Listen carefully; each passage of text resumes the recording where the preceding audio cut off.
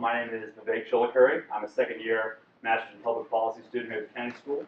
I study international affairs and with a concentration in U.S. foreign policy in the Middle East. I'm glad you guys could all be here this morning, and it's good to know that no once-in-a-century Frankenstorm can stop the CPL from doing what we do best, which is bring interesting people like Mr. Thomas to talk about fascinating subjects in the study of leadership. So you guys aren't here to hear me talk, so let me tell you what I'm really here for, which is to introduce our special guest, Mr. Evan Thomas, and moderator, David Gergen. As you guys know, Evan Thomas is here to talk about his new book, Ikes Bluff, President Eisenhower's Secret Battle to Save the World. So if that title doesn't get you interested, I don't know what title would, but of course. This is his 8th book. He's written about President Roosevelt. His book in 2010, The War Lovers, was about President Roosevelt, Henry Cabot Lodge, and the rise of the American Empire following the Spanish-American War. He's also written a personal favorite of mine, a biography of Robert Kennedy, which came out in 2000. He's a leading commentator and has a long and distinguished career in journalism, mostly in Newsweek and Time. He served as their Washington bureau chief for many years. Up until 2010, he served as an editor-at-large. And then he stepped down in 2010 to head over to Princeton to serve as a professor of journalism. It's good to welcome him back to Cambridge because he is an alumnus of Harvard College. And he also is a graduate of UJ Law School before he went off to Princeton in New Jersey. So we're glad he was able to make it over here and escape most of the storm's damage. And I'd also like to introduce David Gergen, who really doesn't need much of an introduction around here. He is the director of the Center for Public Leadership and a professor of public policy here at the Kennedy School. He has the distinction of having served under 4 administrations, Democratic and Republican, Nixon, Ford, Reagan, and President Clinton. He's going to be moderating this event with a lot of hard-hitting questions, as we're used to seeing him on CNN. And with that, I want to first make sure that we give our publisher of this book a big round of applause because Little Brown and Company has provided all the guests with 40 books. We have more than 40 people, so you guys can figure out how that works later. But we want to make sure we give them a big round of applause and appreciate what they've been able to provide. And also to thank David Gergen and, of course, Evan Thomas for joining us this morning in a conversation about Dwight Eisenhower's presidential leadership. Thank you.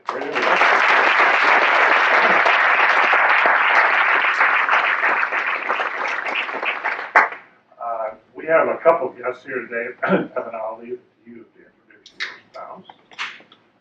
My editor spouse. Your editor and spouse.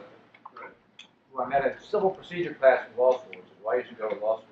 We have 2 lawyers here. That's interesting. I bet my spouse Ann is over here at law school. Well, there you go. There you go. Okay. And I also wanted to introduce Susan Eisenhower, who is here. Susan is spending this year at the Kennedy School. She has just stepped down as president of MIT, where she was a terrific president and had her roots back in Yale, but as a scientist who came here, and we're so glad, Susan, you're here. She has an interest in leadership, among other things. So we're here to talk about Eisenhower, the leader, and Evan's book. I would note there are 2 other books that I want to mention. One is one I would recommend to you. What introduced me to Evan Thomas was the book The Wise Man. It was one that he co-authored with Walter Isaacson some years ago. It has been republished, I noticed, in the last year. And it's, I think, the finest book about that generation of the people who were the Dean Achesons and Harrimans and others that has ever been written. It's a really wonderful read, too, as is his new book on Eisenhower. Evan is also involved in a project at the moment, sort of on again, off again, it's not taking a whole lot of his time, but trying to write electronic books about this campaign.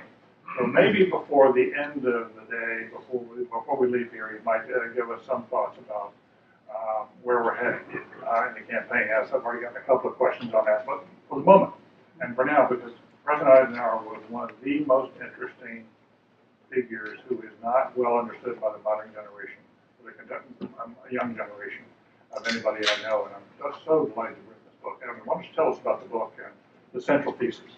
Well, the title is Ikes Bluff, and 2 things about Ike. One, he was a good poker player. He learned at West Point when he got a football injury, and he was such a good poker player that he had to quit because he was taking too much money from his fellow officers and was hurting his career. But he never forgot how to blow. The other important thing about Ike is that he really knew war. Not interestingly in combat. The great war hero of World War II was never in combat. He was in World War I, he was training troops stateside. In this World War I, to his great chagrin.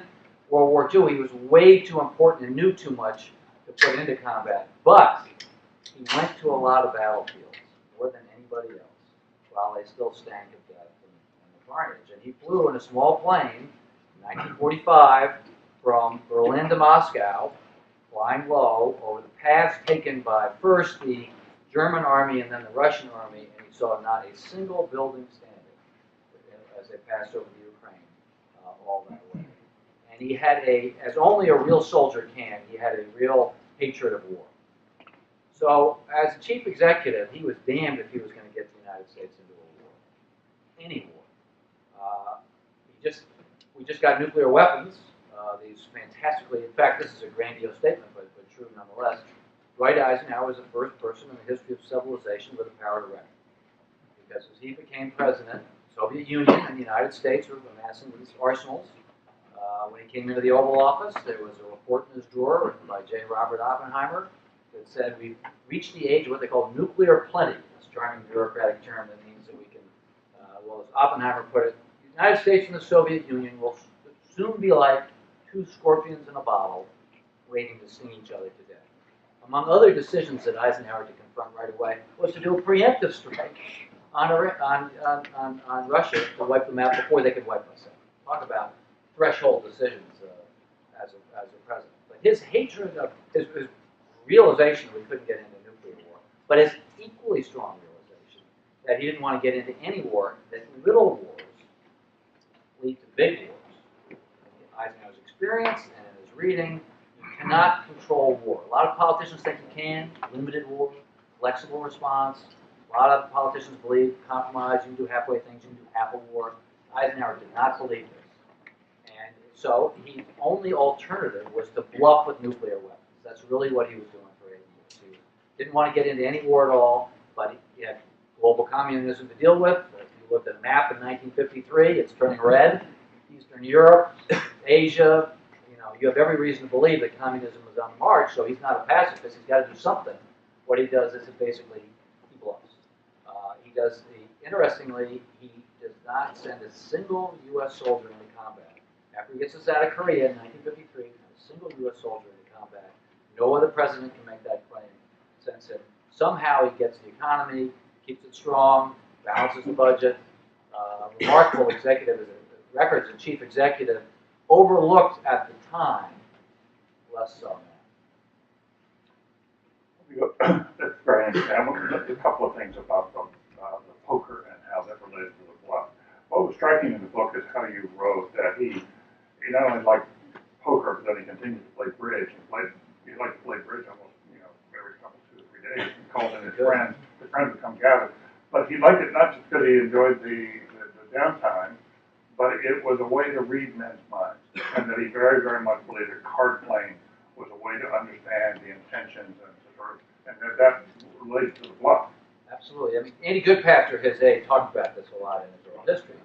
And in bridge, you have a partner who can signal you by the cards. I mean, it's all very subtle. They can't tell you what they got or where they're going, but by the way they bid, you can sort of tell where they're going. And he's constantly reading his own partner, and in poker, he was always reading his competitors. And he did this in his human interaction. He disliked using the telephone. He wanted to see people face to face whenever he could in the Oval Office, not over the phone, because he understood that they studied this now. 90% of human communication is nonverbal. It's body language. It's if you believe blink. It's all sort of done in an instant. And Eisenhower intuitively understood this and was always trying to read the people he was dealing with, including his principal adversary, Nikita Khrushchev, who was a dangerous remote figure full of bluster, constantly threatening. Khrushchev said, "We will bury you," to the West. I mean, nothing subtle about that. Always talking about how he was cranking out rockets like sausages out of Russian factories. It wasn't actually true, but he claimed it. So Eisenhower made sure that he got two shots face to face so that he could take the measure. I was going to say, so he used diplomacy in part to take measures. He did. And to understand what he was saying. He had to have some way to figure out whether his bluffs were going to work. He did. Now, a lot of this is intuitive and guesswork. The thing about it, he operated on all levels. For instance, he had a very elaborate planning process. The White House, in fact, the Kennedys, when they came in, thought the Eisenhower planning process was boring and sclerotic and ossified because there were more damn committees. But what the Kennedys missed, and Eisenhower actually did not do a good job of explaining, was that Eisenhower had all this planning process so that he could then ignore it. He used this expression from von Moltke, who was the Prussian chief of staff in the 1890s, that planning is everything, plans are nothing. It's a cousin of this military idea that as soon as you have contact with the enemy, all plans go out the window. So Eisenhower planned like hell, but knowing perfectly well that most of his plans would go fluey, and operating always, and he was an equal participant in his own plan. He wasn't just standing aloof from it. He'd go to the national security meetings, cabinet meetings. He would change sides. He would jump right. You read the minutes, as you can, of the National Security Council meetings. Eisenhower was all over it, arguing both sides of the question. His own staff often didn't know where he really was. I'm not sure he knew where he really was. But the other quality he had was patience. He never decided anything until he absolutely had to. And so he would vigorously participate in his planning process, and then if he had to, ignore its results. He was also involved in channels through emissaries. But yeah, let's tease out some of that these leadership aspects, because it was. I found that you made it very clear that the Eisenhower that people, the public saw, was a genial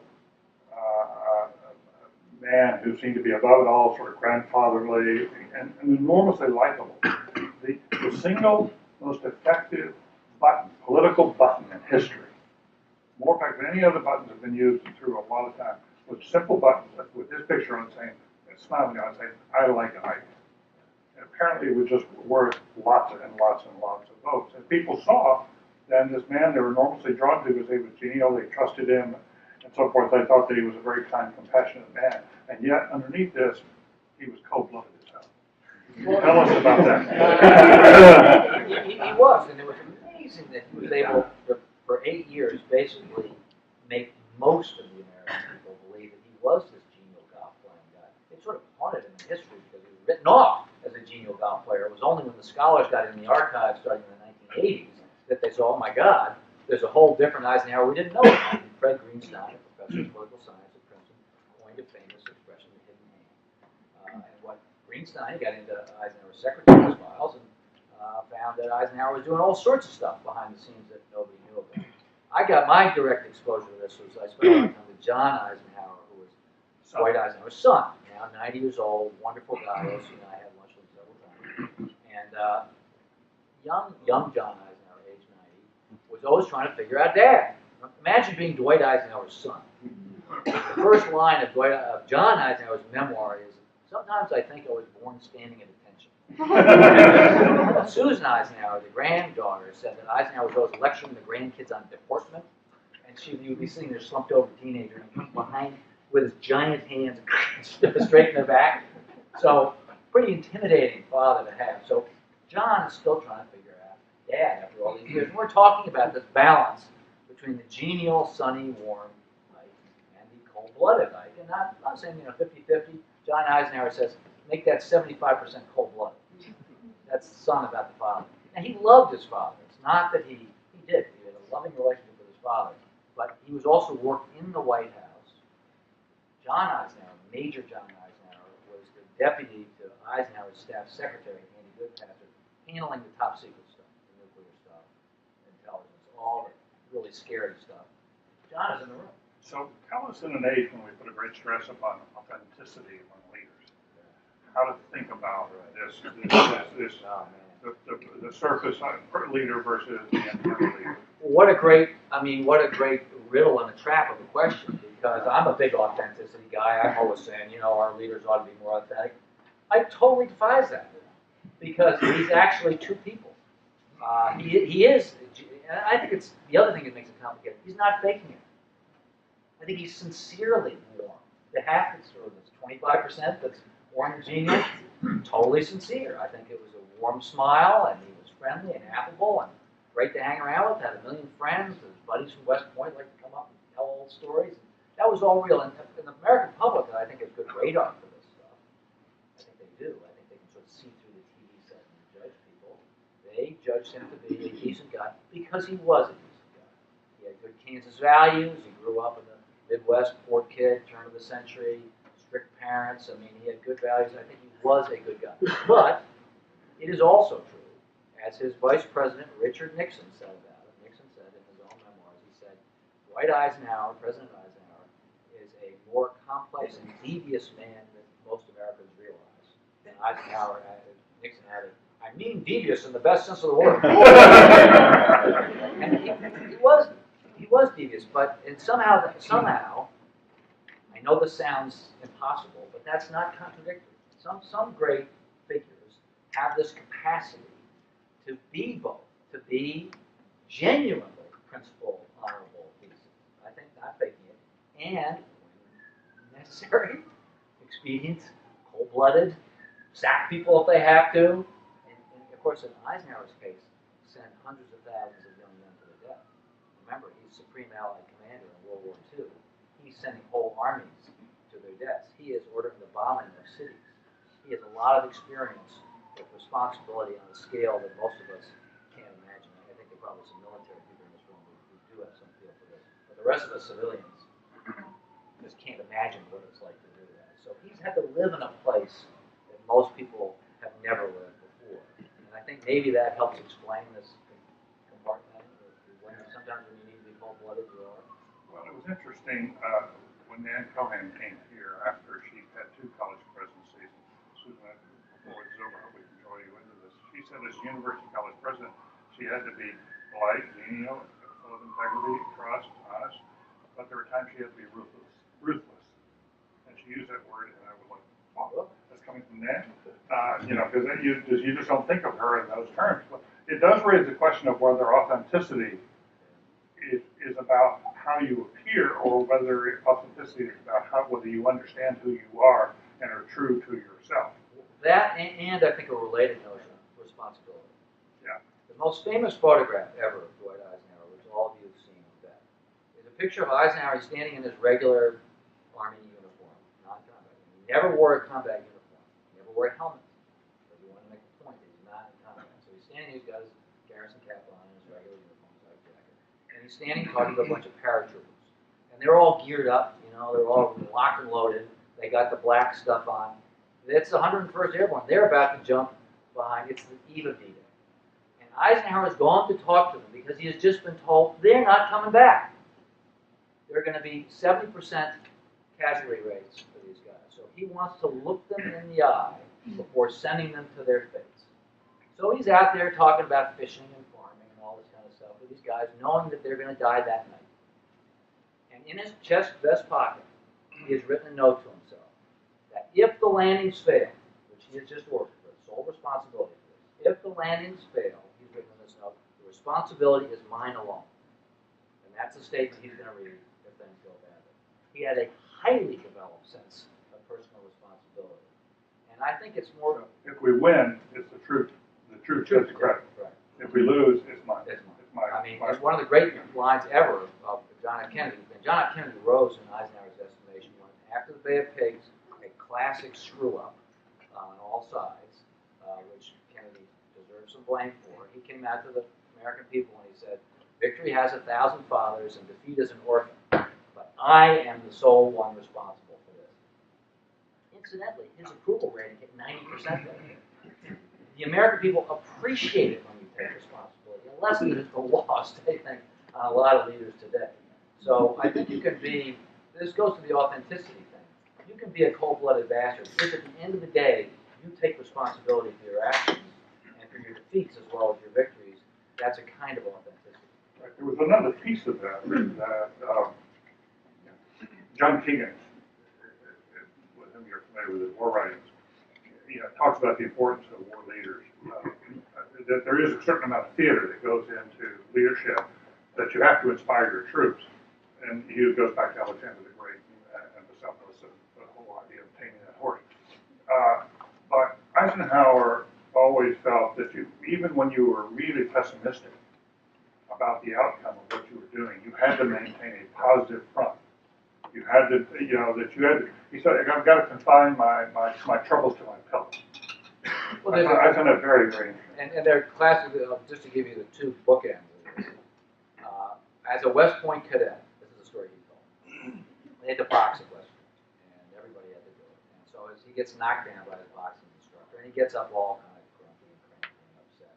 And the boxing instructor stops the match and says, listen, fella, if you can't get up smiling, you're never going to beat. So you got to get up smiling. And Eisenhower would tell the story, and he always smiled in adversity. Flash forward, Battle of the Bulge. The Germans have broken through. They're driving towards Antwerp. All of his generals are going, oh my God, what have we done here? What does Eisenhower says? This is an enormous opportunity for us. We're going to cut off the Germans as they pass through. We're going to cut them off, which is exactly what they did. But he knew at that moment he had to project, when everybody else in the bunker was looking defeatist, he had to project victory and smile. He did at the crucial moment of command. And he was not a great commander in some ways. He was feeling his way. He was sort of learning on the job in North Africa. But at the key moments, he knew how to project confidence. Before we open this, I want to give you a chance to ask a question. As I was reading through your book, there were two comparisons I wanted to ask you about with President Obama. And that is, it has struck me more than once that he has taken a page out of Eisenhower's book and that he's totally against committing troops to combat, and he's trying very hard to wind down two wars and use indirect means. Eisenhower used paramilitary, he used CIA to conduct his foreign policy, and Obama's using drones without having to put troops on the ground. Is that an inappropriate comparison, or is we just a very strangely different men, or how do you look at that? No, I think it's appropriate. I mean, I different times, different situations. So that's an important caveat. That's not just a ritualistic caveat. That is a real caveat. I mean, it is a different time. Nonetheless, they are confronted with somewhat similar dilemmas. They don't want to use conventional troops. They don't want to invade Libya. They don't want to see American army. Having had fought two wars and watching our troops get absorbed in difficult counterinsurgencies or a mess, they don't want to commit U.S. troops. They don't want to use bigger weapons either. So what alternative does that leave you? Covert. And drones, in the case of technology, have given Obama a tool that Eisenhower didn't have. But I'm damn sure if there were drones, Eisenhower would be using them. And I feel pretty sure, without knowing, that we are about to enter a kind of a, I'm saying this half facetiously, a golden age for the CIA and NSA right now, because with Iran, I think we painted ourselves, we were in a very difficult point. If you take out Iranian nuclear weapons, you go to war to do it, you can create a wider war, which is just a mess. Straits of Hormuz closed, oil prices hit $400, they're raining bombs down on Israel, they're attacking the Saudi oil fields. I mean, I read these war games occasionally in Washington Post. Long about week 2, everything's going to hell. So you don't want to do that. On the other hand, do you really want Iran to have a bomb when not only will Iran have a bomb, but pretty soon the Saudis are going to have one, and maybe the Gulf states, maybe Iraq will get one, Turkey will get one. So you'll have a nuclear-armed Middle East with terrorists. That's a great prescription. And maybe we were able to contain the Soviet Union, but a nuclear-armed, a nuclear-proliferated Middle East sounds to me like a prescription for disaster. And if you're the chief executive, you really wonder if you can permit that. So you're stuck. Containment doesn't work necessarily. Taking them out. So what's left? Covert action. And that actually, the relevance to Eisenhower here is he used a lot of covert action. It seemed successfully at first. I mean, all of you have studied this. You wrote a book about it. Yeah. I mean, the CIA is the high age of the CIA. They overthrew the government of Iran. God does have a sense of humor. Governor of Iran in 1953, and then Governor of Guatemala in 1954. And early on, those were deemed as successes at the time. History historians have not been kind to those covert actions subsequently, but at the time, they had celebrations in the White House. Eisenhower gave a secret medal to Kim Roosevelt for his role in Iran. And they did the same thing in Guatemala. Had a secret ceremony, one of those things where you get a medal and then you have to give it back because it's classified. So Eisenhower was a believer in covert, but it turned sour on him too. Failed coups in Syria and Indonesia, and Dulles, and the CIA started to get out of control, and there were internal warnings to Eisenhower. And one of the things that he screwed up was he probably should have fired Allen Dulles, the head of the CIA. His own son, John, and this is a long and complicated story I won't get into right now, but you two get shot down because the CIA has been lying to the president, and John goes to his father and says, "You should have fired Allen Dulles." And Eisenhower says, "I'm the president, you're not." Not the greatest defense, but a human one. But what he really meant to John was that his father knew that he screwed up. That he should have fired Allen Dulles and tried to get control of the CIA. But it's not always easy to control your intelligence agencies. That's a messy chapter in Eisenhower's life, and I fear, even though I can understand the need and urge to use covert action now, we're going to run into that word that you're all familiar with, blowback. When covert actions go badly, they blow back on you. And so I think, although there's a great temptation, presidents often have it. Boy, isn't there some secret? Can't the CIA do this for me cheaply, secretly? Nobody will know. Plausible deniability. Isn't this the way, some kind of surgical assassination or something? Sounds great when you're planning it, but in practice, I mean, in the high age of the CIA back then in 1960, 61, they didn't actually kill anybody. All those assassination plots failed. In the church committee hearings, they were called the gang that couldn't shoot straight. They tried to kill Castro about 30 times. And he's still there. One other question, which I'm not sure has the parallel holds as much, but between the past and the present, and that is this form of indirect leadership that Eisenhower practiced, and that Greg Greenstein described so well, that he gave the impression it was all hands off, other people were running things, and but he was actually making the calls, and somebody even described it as leading from behind. So I'm just wondering, is there a comparison there to the current president? Yeah, I mean, I think that a lot of people have been disappointed that Obama has not led from the front. Or that he seemed kind of strangely passive, all that talk about hope and change, and yet he comes in, he does achieve a monumental thing in healthcare reform. But he does it, he lets Congress take the lead. The bill is written in Congress. Now, they're reacting a little bit to Hillary Clinton, trying the opposite approach in the first term of the Clinton administration, when Hillary tried to do it all sort of off campus and then oppose it on campus. That didn't work, so okay, we'll let Congress do it. But putting your plans in the hands of Max Baucus in Congress was maybe not so great. I personally, who can be an expert on healthcare because it's so complicated, but there are a lot of problems with Obamacare as it has been legislated and will be implemented. So Obama was pretty recessive about all that. He sure has not taken the lead on an issue that I care about, deficit reduction and debt reduction. He had a real opportunity with Simpson Bowles, his own, independent commission, hands it to him on a plate, basically the chance to step in and do something about it. He totally whiffs at it. I remember being just angry sitting with Osi watching the State of the Union. The January 2011, Simpson Bowles was December 2010, I think. Well, in the State of the Union, he barely mentions it. Yeah. And so I felt a sense of disappointment that he's not more aggressive. Nonetheless, it does raise this question of sometimes it is more effective to come in behind. And I mean, there's no sort of simple, I don't think there's a simple formula on this thing. You either have to lead out front or have to lead from behind. It's like everything else, it requires judgment. It's interesting.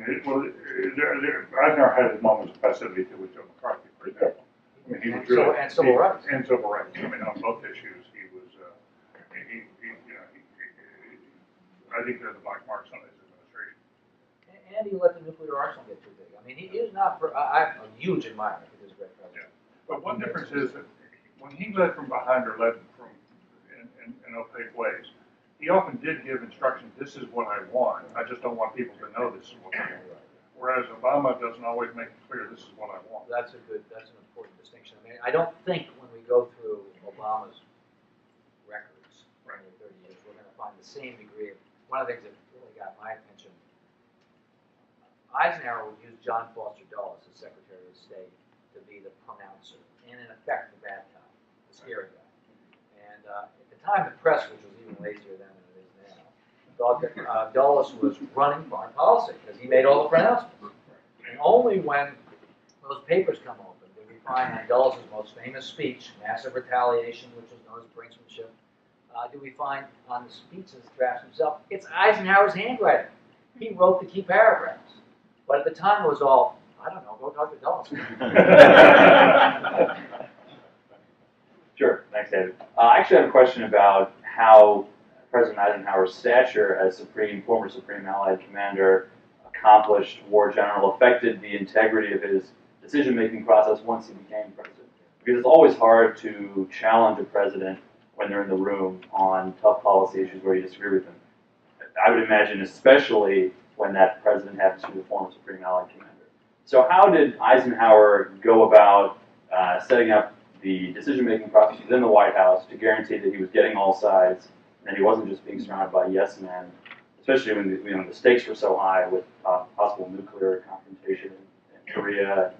It's a great question, and I know it's one that Eisenhower thought about. I mean, two couple things on that. One is on the general phenomenon of the Oval Office intimidating people. Bob Strauss, David probably knows this story. Bob Strauss used to like to tell the story. Bob Strauss was a Democratic fixer for many years in Washington, friend of presidents. And he would bring people into the Oval Office to give advice to Lyndon Johnson or Jimmy Carter or Bill Clinton. And typically, as Strauss told the story, these guys would say to Strauss, I'm going to go into that office and I'm going to tell that son of a bitch what to do. And so then they'd actually get in the Oval Office and the guy would go, oh, Mr. President, you're doing a wonderful job. Of course, yeah. And that's the nature of power. So how do you guard against that? And of course it was an issue for Eisenhower, who was accustomed to this chain of command, which is pretty absolute, and everybody saluted right and left. Well, Eisenhower would build these planning processes where he would allow all this planning to go on. He'd participate. He'd sort of get down off his pedestal. He'd join in the debate. He would actually shift sides sometimes in the debate. He'd keep his own people guessing. But it added to the comfort level of the president sort of down with you, joining in the debate. You may not know where he's going exactly, but that sort of relaxes people to have him be a participant. That's one thing. He was also manipulative. The most famous planning exercise, probably ever, is the Solarian Project. In fact, you probably have studied the Solarian Project. When Eisenhower came in, there's a lot of pressure on the right to give up containment. Containment was the strategy enunciated by George Kennan under the Democratic administration to contain the Soviet Union with a vigilant application of force but not actually attacking. Whereas a lot of Republicans want to roll back communism. That was the pressure. Republicans were going to roll it back. So Eisenhower creates this planning process, and he creates 3 teams. And one is sort of crazy rollback, bombs away. The other is sort of limited rollback, and the other is containment. 3 choices. He gets Kennan, the Democrat guy, to write the containment piece. But they have a whole exercise. They talk about it. They debate it. They present it. And surprise, surprise, containment wins. All rigged, I think, by Eisenhower. I mean, I don't think it was really an honest planning process. I think this was all set up with the end result foreordained by the choice of who was writing it. But interestingly, Kennan, who was an innocent participant in this, had not been told that his team was going to win. At the end of the meeting, Eisenhower was pretty silent throughout all this, stands up and gives this 45-minute summary. And Kennan writes in his memoirs, oh my God. The guy who I thought was just kind of blithering, golf-playing, dopey, bad syntax guy, 1, 2, 3, expertly summarizes everything that's been said, totally understands it, does a much better job of coherently reducing it all to, and Eisenhower would have that effect on people. He would intentionally kind of stumble around, show his bad syntax. There's a famous scene, which I repeat in my book, 1955, there's a crisis in China. Eisenhower's going into a press conference. I should say, he was not afraid of the press. He met with the press every other week. more than any president in history. I think it's about 190 times as president. Since FDR. Since FDR. So he, he's not afraid of the press, but so he goes into this press conference. His aides are all saying, "Oh, Mr. President, watch out for this, watch out for that." And Eisenhower says, "Oh, don't worry, I'll just confuse them." And he did. Now, think of this today.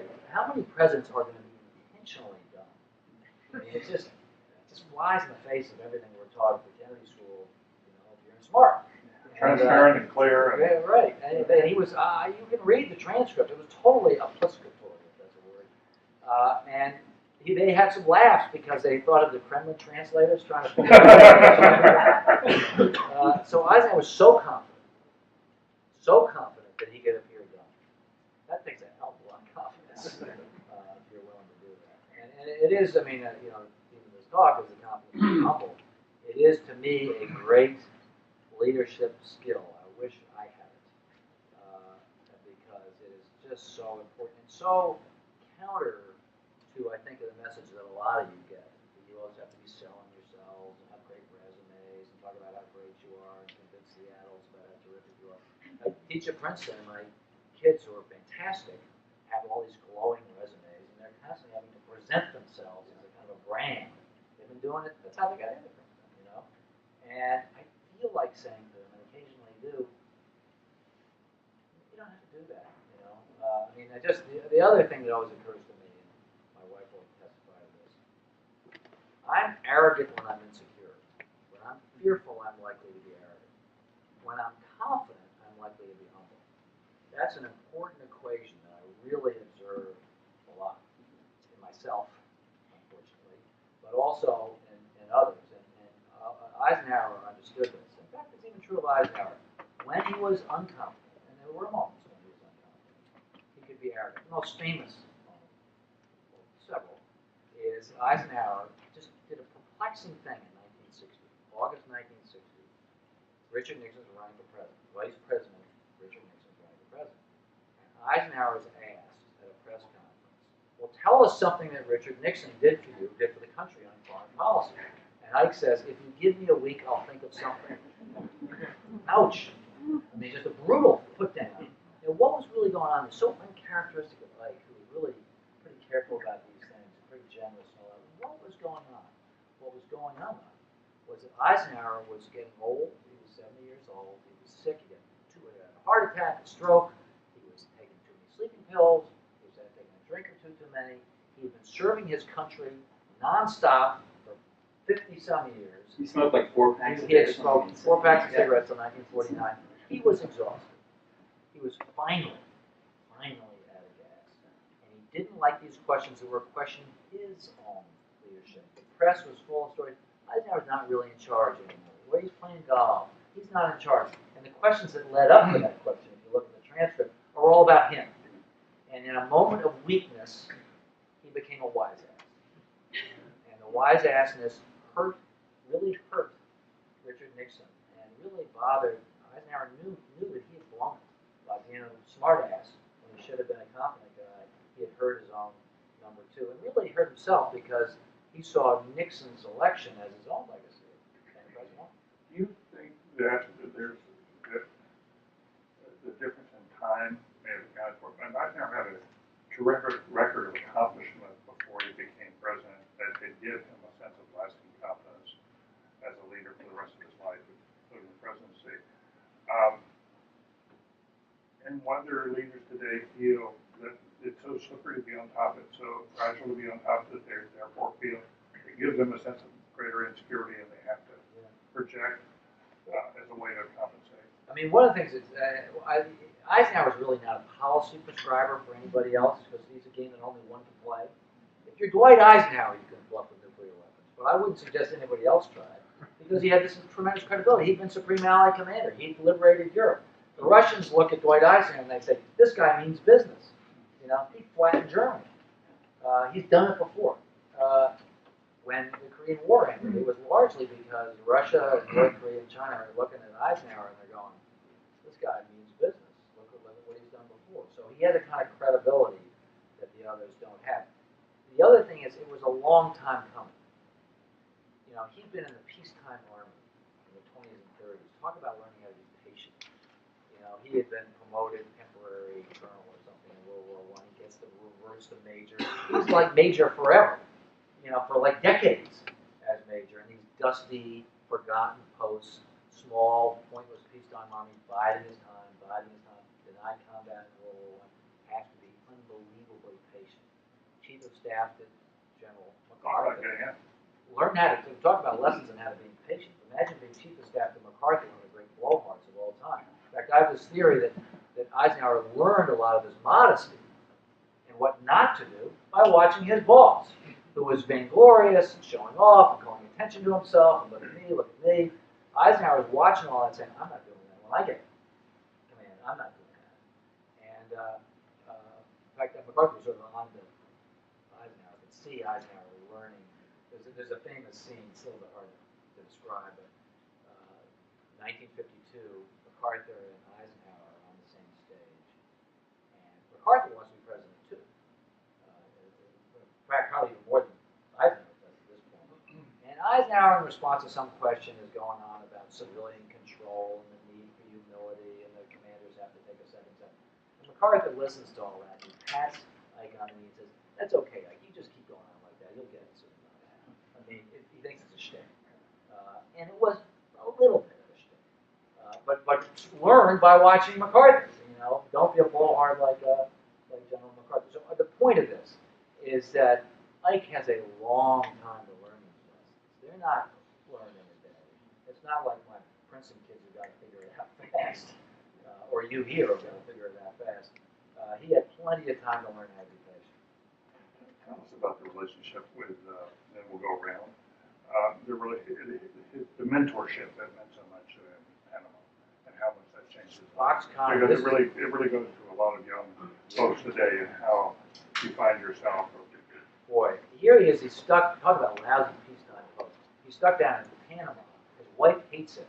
The mosquitoes, fevers. He has to kill. I love this. He had bats. Eisenhower kills a bat with a ceremonial sword. It's just a miserable post with no advancement. And yet, there's a guy named Foxconn, who had been General Pershing's chief of staff in World War I, who's a brilliant, highly intellectual general. And he gives Dwight Eisenhower, lucky Dwight Eisenhower, a personal tutorial where they read Nietzsche, Clausewitz, the Greeks. I mean, a very high-end intellectual. It's a little bit like going to the Kennedy School. You're having your own personal Kennedy School in this guy. So while they're doing nothing in Panama, they spend a lot of time riding horses. He's teaching. They're reading. How long did that last? 2, 3 years? Yeah, a couple of years. I mean, it's a long course of study. And he reads Clausewitz 3 times. And reads it so cool. You know, the famous Clausewitz message, which most of us know, is that war is politics by another means. That's not the message that Foxconn taught. You really read Clausewitz, and I did try to read it, it's like reading the original in German. You know, if I didn't have the benefit of the scholar named Greg Campbell who came before me to help me translate it, I wouldn't have gotten this. But if you really read Clausewitz, what he's saying is that wars you can't control them. That wars are mutating monsters. That they get out of control. This idea of politicians controlling war, that's not the message in Clausewitz. It's quite the opposite. But you've got to read that 3 times with Foxconn teaching you to get past the kind of German complexities. And that transformed him intellectually. He went from being a mediocre student, he went to command the General Staff School at Leavenworth to become like #1 in his class. Right. At West Point, he was, I think, top 3rd of his class, but he wasn't a star student. He was a star poker player. And on graduation day, he paid off a $1,000 loan at the Astor Hotel. $1,000 in 1911 was a lot of money. It was his gambling chance. He spent most of his time gambling at West Point and goofing off and smoking cigarettes. But when he gets to Leavenworth, to the command school, #1 in his class. Thanks for Foxconn. Professor Thomas, Mrs. Thomas, thank you for joining us today. Your book describes Eisenhower's deep admiration for Lincoln. At HBS, Professor Gautam Mukunda recently wrote a book, Indispensable, When Leaders Really Matter. Using a filtration method and analysis, he determines Lincoln is the most indispensable president. Do you think Eisenhower was indispensable? Wouldn't Stevenson have kept us out of Vietnam or ended the Korean War? It's a good question, and it's always hard. It's a sort of counterfactual, what if Stevenson was president? I think that Eisenhower had been honed to have better judgment than Stevenson. I don't know how Stevenson would have reacted, for instance, in Berlin, where all the advisors are saying, hey, send more troops in there and be prepared to have a conventional war against the Red Army. Eisenhower ignores the advice of all his advisors. Would Stevenson have had the guts to stand up to that? I'm not so sure that Stevenson would have been able to stand up to his own Joint Chiefs, who were basically saying, we're going to have a war anyway, so let's have it now. I hope Stevenson would have been. I admire Stevenson. He was a statesman, but it took an unusual blend of Eisenhower's experience and his kind of quiet, lonely oomph to be able to stand up to his own generals. So I can't say for sure, but I'm glad that we had an Eisenhower in there during these crises who did have that particular inner strength. So we have 2 microphones. If you guys would like to ask a question, why don't you come up to one of these? Thanks. Go ahead. Hello, Mr. Thomas. My name is Greg Cohen. I'm an MPP here at Kennedy School. So wondering if you could talk about the leadership required to get us out of Korea. I think it's applicable now with the Afghanistan situation. This is a messy story, how we got out of Korea. The scholars have been fighting about this for about 30 years. Eisenhower sent secret messages through India and Moscow that if the communists didn't back off, we would use nuclear weapons. The scholars have been fighting over this because it's not entirely clear those messages got through. If you look at the records of the Soviet records and North Korean records, and they argue that the most significant thing was that Stalin died and everybody else was just worn out. My own personal take on this is that Eisenhower started using very heavy conventional weapons, started blowing up dikes and bridges in North Korea with high civilian costs. Talk about being ruthless. This is the guy, remember, who ordered city bombing in World War II, and that was just the whole idea of Eisenhower, the conventional forces, and this kind of bluffing, if it got through, the total effect and the exhaustion on all sides was enough to get us a bad army. Like a lot of historical explanations, the more you get into it, the messier it is. The clean story was told, Eisenhower bluffed them and got out. The actual story is more complicated. Good afternoon, sir. My name is Richard, mid-career here.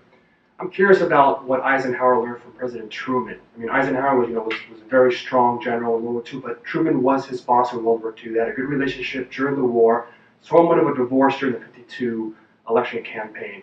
What did Ike learn from Truman, who in my opinion is one of the best Democratic presidents we ever had in the 20th century, one of the best Republican presidents we ever had in the 20th century, with Ike in the 50s? I appreciate your comments. Thanks. It's hard to know what Ike learned from Truman because by the time Ike started writing down what he learned from anybody, he hated Truman. And so he was damned if he was going to give credit for anything. I mean, the Truman arc is interesting because this is sort of an amazing story. In 1946, President Truman offers General Eisenhower the opportunity to run as president in 1948. Think about this. The President of the United States is going to take a demotion to be vice president if General Eisenhower will run as president. Truman denied all this until they found it in his paper. And Eisenhower said no. They remained reasonably close. In fact, Truman took another couple of passes at it. The question was, is Eisenhower a Democrat or a Republican? Nobody knew after World War II. Finally, by 52, Eisenhower comes out as a Republican.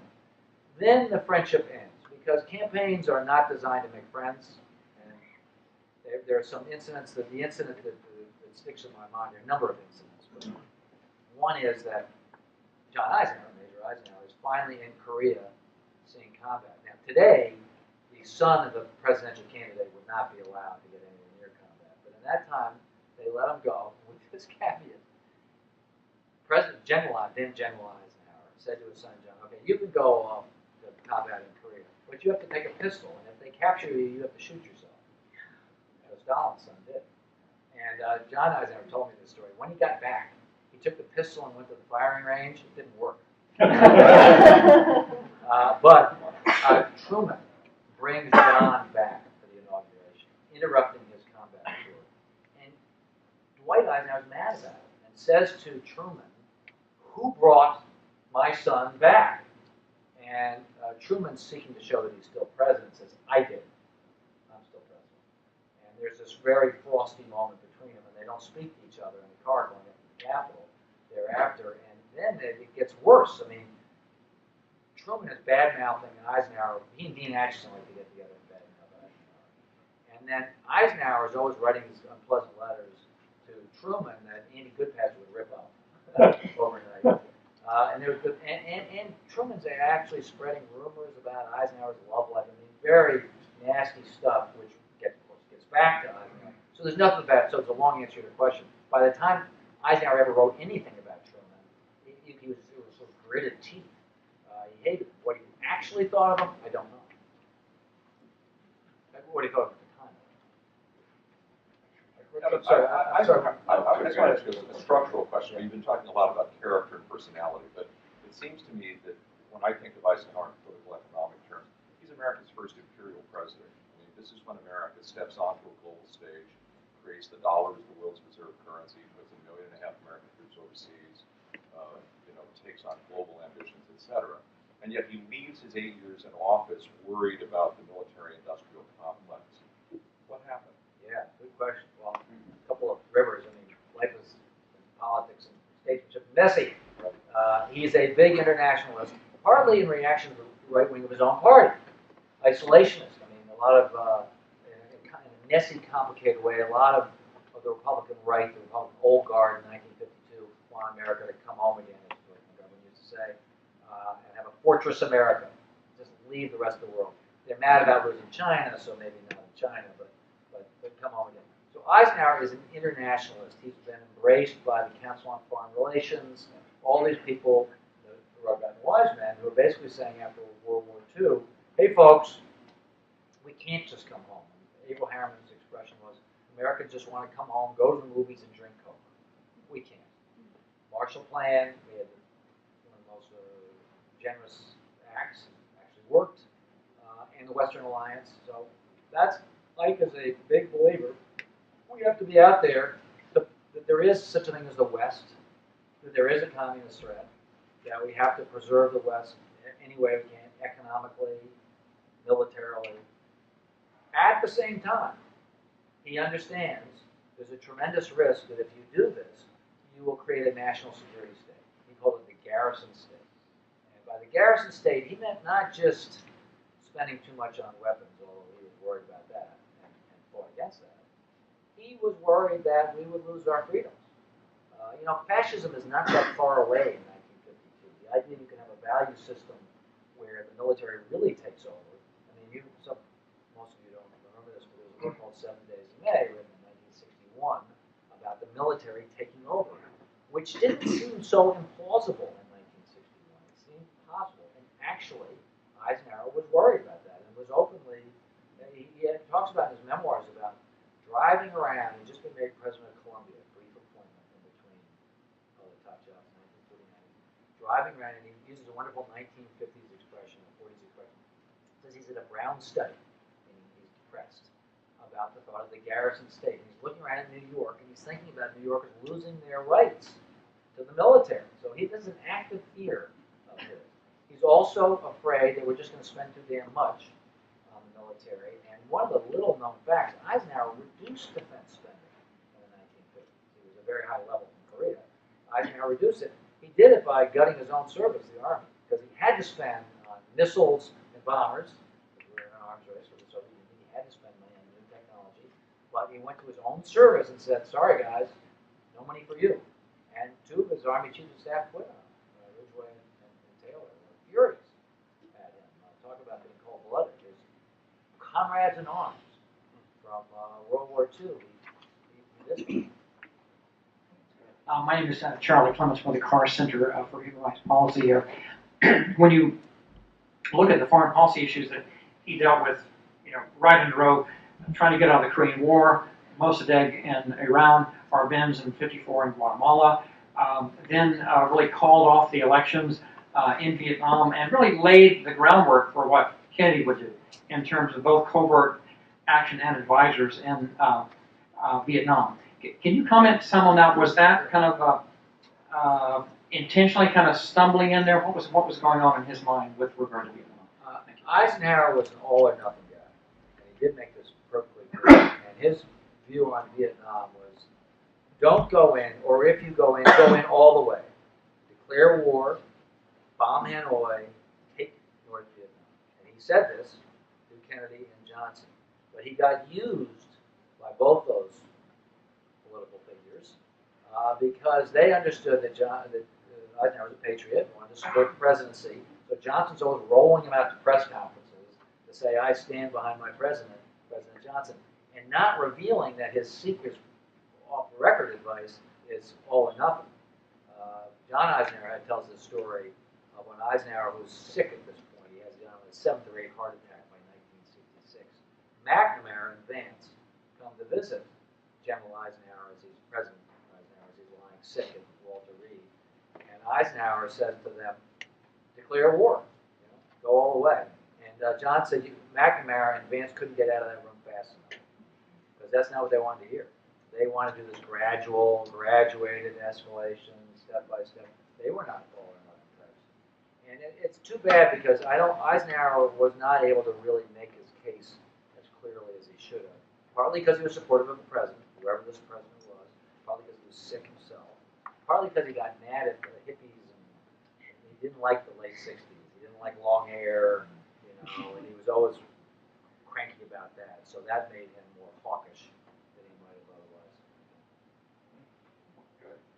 Well, given the name of this school and given what happened 50 years ago, I figured it would be remiss not to sort of ask about what Ike would have done had he been in command during the Cuban Missile Crisis. Now, I think partly you might say that it wouldn't have occurred. The Russians held him in a greater regard, or at least were more fearful of him. But assuming that it had, rather than Kennedy's sort of semaphore of signaling to them what he was about, how would bluffing, poker playing, have played into something like that? Oh, I think he would have done about the same thing. I mean, I do. I think he would have looked for a back channel, just as Kennedy, you have a public, resolute facade, blockade, sort of goes to the country saying we're not going to tolerate this. Of course, the blockade didn't really work, and they were getting ready for military action that Ike wouldn't have wanted to do either. He would have been looking for a back channel, just as Jack Kennedy did with Gergen and his brother.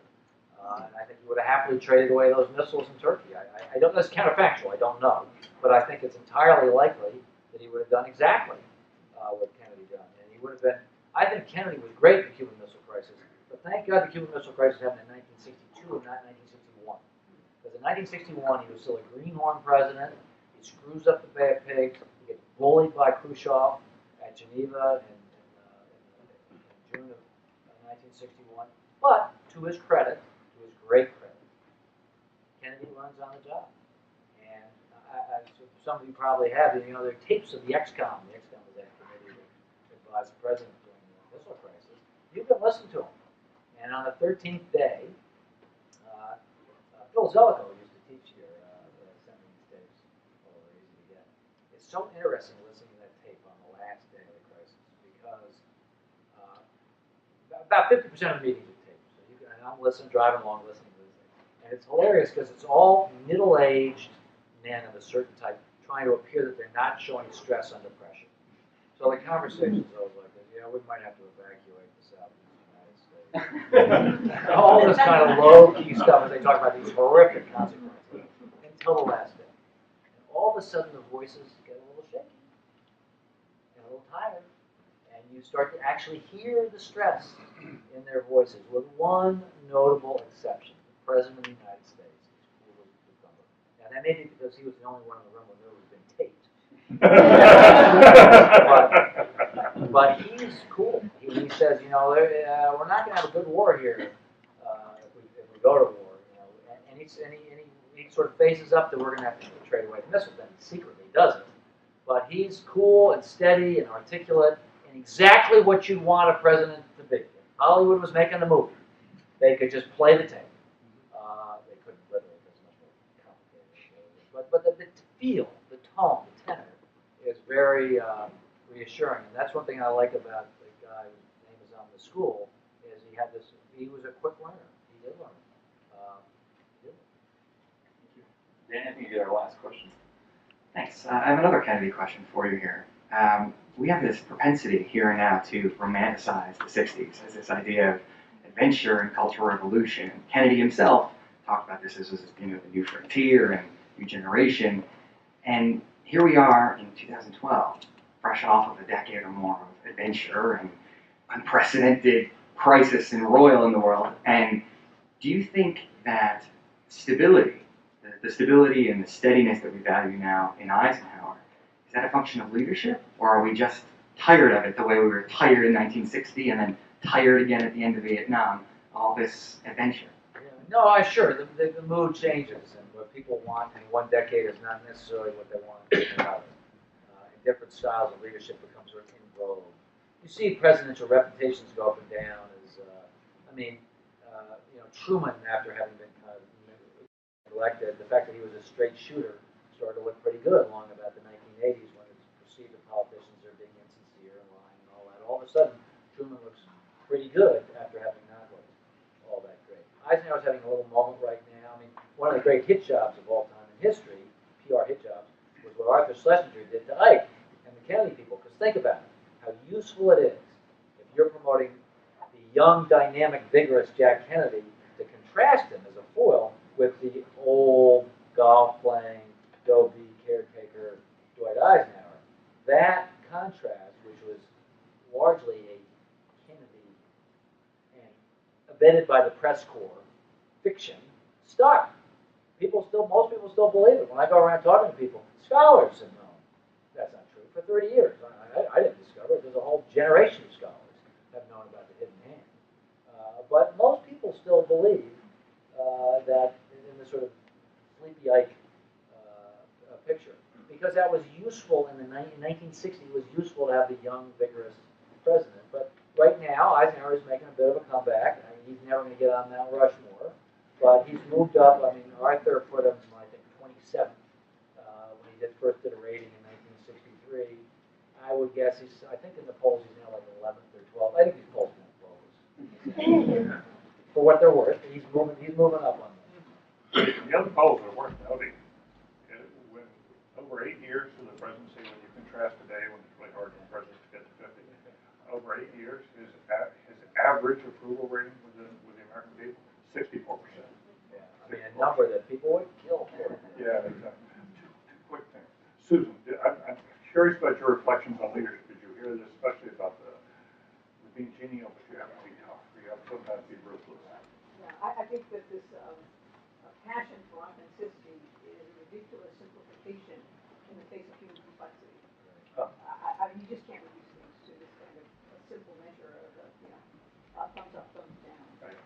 And I guess I would ask you one question, because you characterized some of Eisenhower's actions as being devious or playing dumb, and yet the examples you have given could be the reflection of a genuinely modest individual who is simply broadly curious and understands the complexity of the world in the face of one human being's intelligence is an impossible battle, and you have to always be seeking greater information, seeking clarity from others. Well, it could be like my wife who caught me in an overstatement. But he could be devious. He didn't lie. He used the CIA a lot. That will apply to plausible reliability.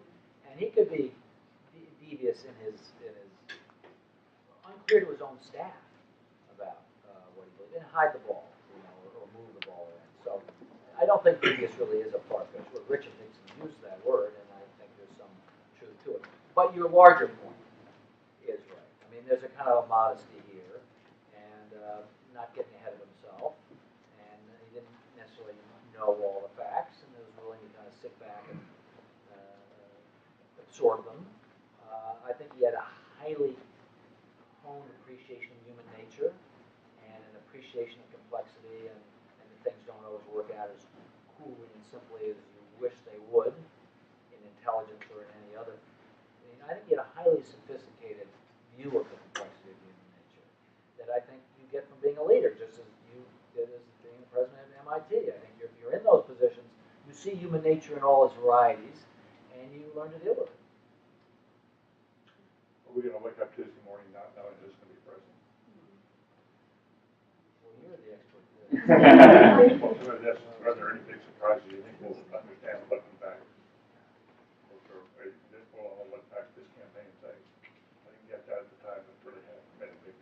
to know about Romney's move to the middle here, how that they may get him elected president, how that sort of happened, because they've been running right, and then I think that's a story we don't really understand or know yet. We have just stories or inklings about it, but that's something I'm curious about.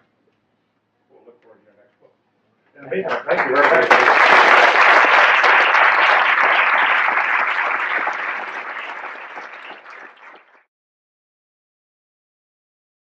New Jersey, so we're glad he was able to make it over here and escape most of the storm's damage.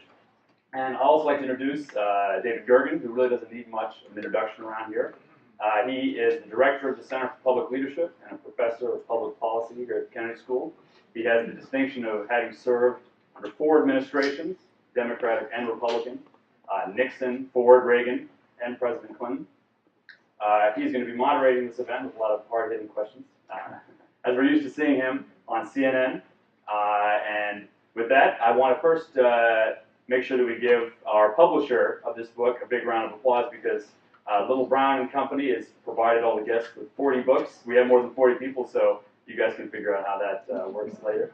But we want to make sure we give them a big round of applause and appreciate what they've been able to provide. And also to thank David Gergen and, of course, Evan Thomas for joining us this morning in a conversation about Dwight Eisenhower's presidential leadership. Thank you. Great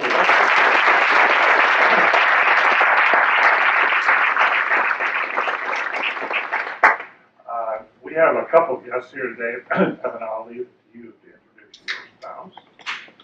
My editor spouse. Your editor and spouse. Who I met in civil procedure class in law school, which is why you should go to law school. We have 2 lawyers here. That's interesting. I bet my spouse Ann is over here at law school. Well, there you go. There you go. Okay. And I also wanted to introduce Susan Eisenhower, who is here. Susan is spending this year at the Kennedy School. She has just stepped down as president of MIT. So preemptive strike on Russia to wipe them out before they could wipe us out.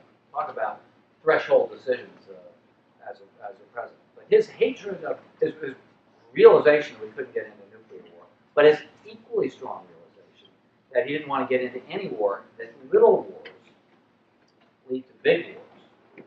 Eisenhower's experience and in his reading, you cannot control war. A lot of politicians think you can, limited war, flexible response.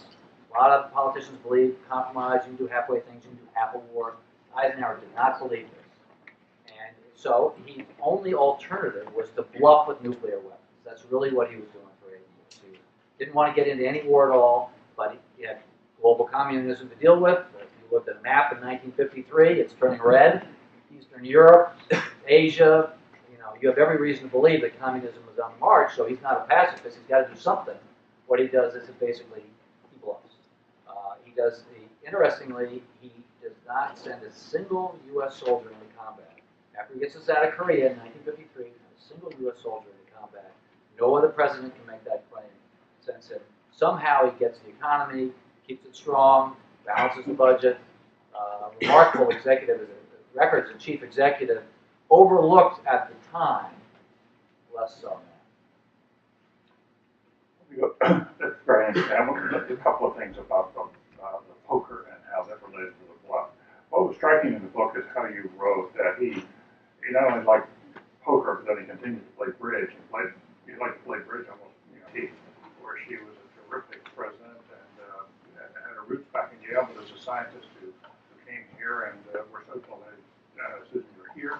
She has an interest in leadership, among other things. So we're here to talk about Eisenhower, the leader, and Evan's book. I would note there are 2 other books that I want to mention. One is one I would recommend to you.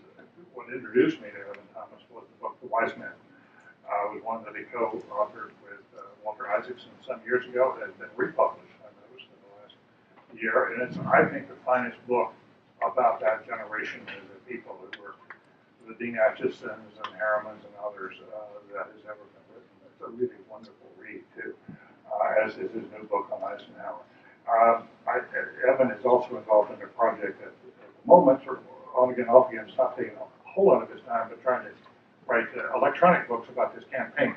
So maybe before the end of the day, before we leave here, you might give us some thoughts about where we're headed in the campaign. Yes, I've already got a couple of questions on that, but for the moment, and for now, because President Eisenhower was one of the most interesting figures who is not well understood by the modern generation, a young generation of anybody I know, and I'm just so delighted to read this book. Evan, why don't you tell us about the book and the central thesis? Well, the title is Ikes Bluff, and two things about Ike. One, he was a good poker player. He learned at West Point when he got a football injury, and he was such a good poker player that he had to quit because he was taking too much money.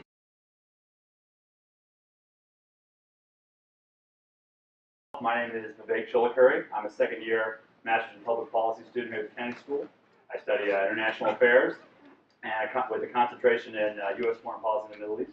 I'm glad you guys could all be here this morning, and it's good to know that no once-in-a-century Frankenstorm can stop the CPL from doing what we do best, which is bring interesting people like Mr. Thomas to talk about fascinating subjects in the study of leadership.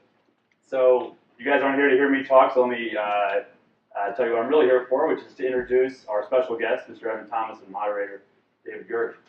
As you guys know, Evan Thomas is here to talk about his new book, Ikes Bluff, President Eisenhower's Secret Battle to Save the World. So if that title doesn't get you interested, I don't know what title would. But of course, this is his 8th book. He's written about President Roosevelt. His book in 2010, The War Lovers, was about President Roosevelt, Henry Cabot Lodge, and the rise of the American Empire following the Spanish-American War.